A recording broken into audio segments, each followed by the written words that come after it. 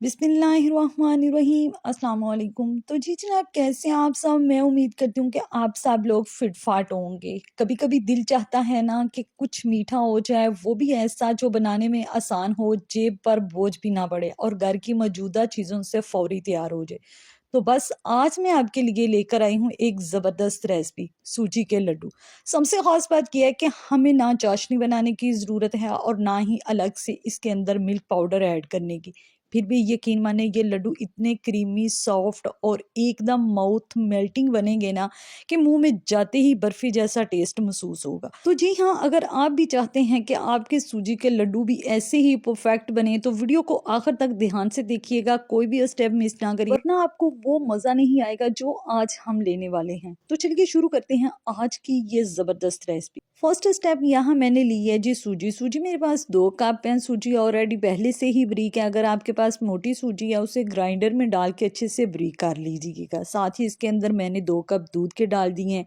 दूध डालने के बाद अच्छे से मिक्स करेंगे। इसको तकरीबन 20 मिनट के लिए छोड़ देंगे ताकि सूजी दूध को अच्छी तरह से जज़ब कर ले और सूजी नरम हो जाए। यहाँ मैंने थोड़ा सा दूध और ऐड कर दिया है, तकरीबन 2 से 3 खाने के चम्मच।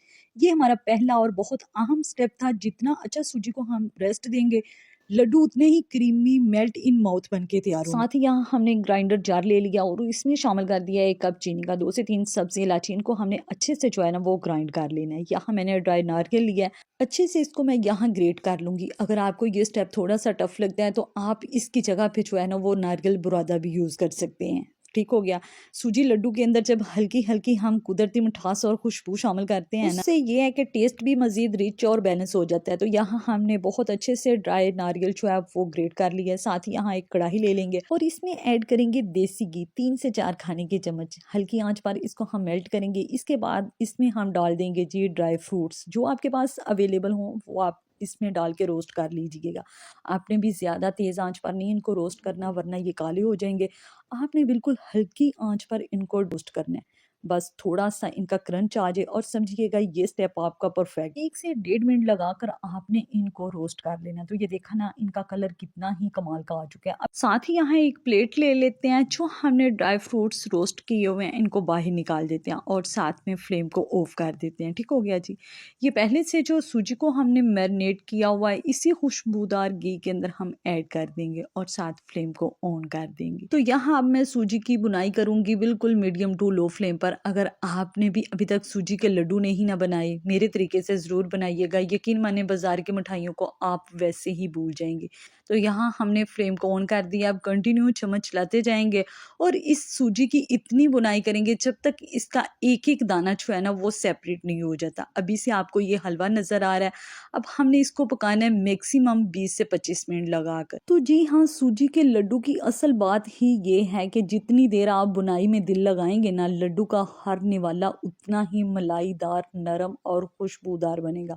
और वैसे भी सूजी के लड्डू कोई आम मिठाई नहीं, ये वो मिठाई है जो घर की खुशी में, मेहमानों की इज्जत में, बचपन की यादों में एक जैसी मिठास रखती है। और सूजी लड्डू की मज़े की बात ये है, सूजी जलेगी नहीं, बिल्कुल नहीं, क्योंकि इसे हमने पहले ही दूध में भिगोकर इसके अंदर वो नरमी, वो मिठास जज़ब कर दी है।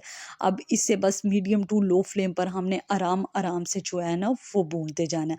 और देखिएगा एक एक दाना जो है ना वो इसका सेपरेट हो रहा है। जब खुशबू उठेगी ना तो कसम से लगेगा जैसे घर में किसी ने नई मिठाई की दुकान खोल ली है। तो ये देखा ना, 15 से 20 मिनट लगाने के बाद सूजी का एक एक दाना बहुत अच्छे से सेपरेट हो चुका है। अब जो पहले से हमने नारियल को क्रश किया हुआ था वो इसमें डाल देंगे। डालने के बाद हम इसको अच्छे से मिक्स कर लेंगे और ये इतने मज़े के सूजी लड्डू बन के तैयार होते हैं ना कि जब आप इनको खाएंगे ना, यकीन माने आप बार बार इस रेसिपी को ट्राई करने पर मजबूर हो जाएंगे।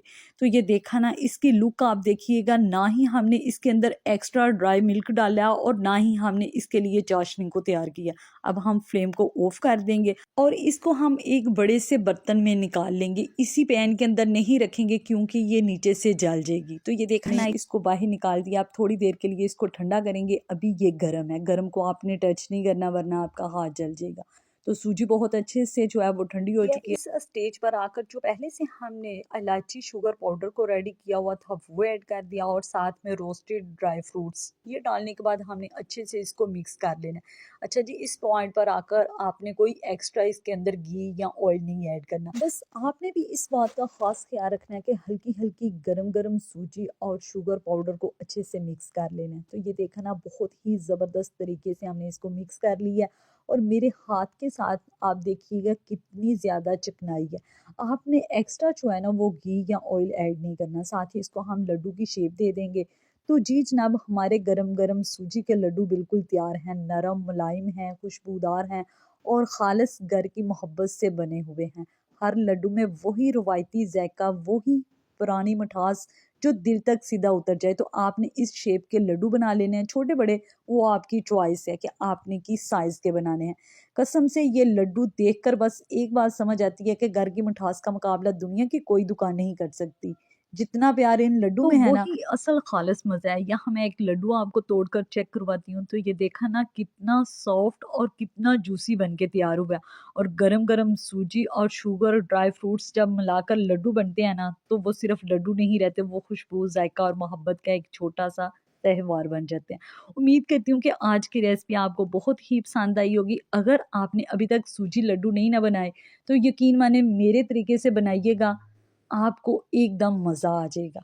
आप मुझे दें अब इजाज़त। अपना और अपनी फैमिली का बहुत सारा ख़्याल रखिएगा। इंशाल्लाह एक नई वीडियो के साथ दोबारा मिलेंगे। अल्लाह हाफ़िज़।